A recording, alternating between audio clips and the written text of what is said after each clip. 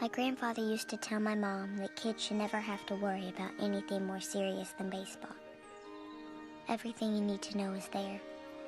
It has success and failure, moments where you come together and moments where you stand alone. And it has an ending. Not a clock like in other sports, but an ending. And that, my grandfather used to say to my mom, is as close as a kid should have to come to that sort of thing. People like to examine the things that frighten them, to look at them and give them names. So saints look for God, and scientists look for evidence. They're both just trying to take away the mystery, to take away the fear. You know in cartoons, the way someone can run off a cliff, and they're fine, they don't fall until they look down. My mom always said that was the secret of life. Never look down. But it's more than that. It's not just about not looking.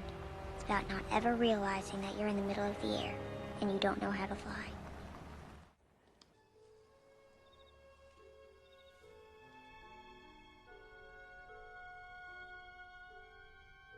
I have this idea about why people do the terrible things they do.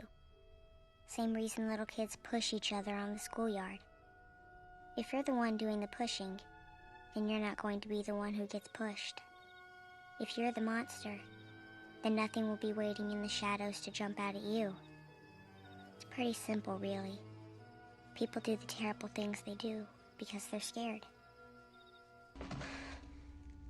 We're all standing on the edge of a cliff all the time, every day. A cliff we're all going over. Our choice isn't about that. Our choice is about whether we want to go kicking and screaming, or whether we might want to open our eyes and our hearts to what happens once we start to fall. The world is made up of the big things that happen and the small ones.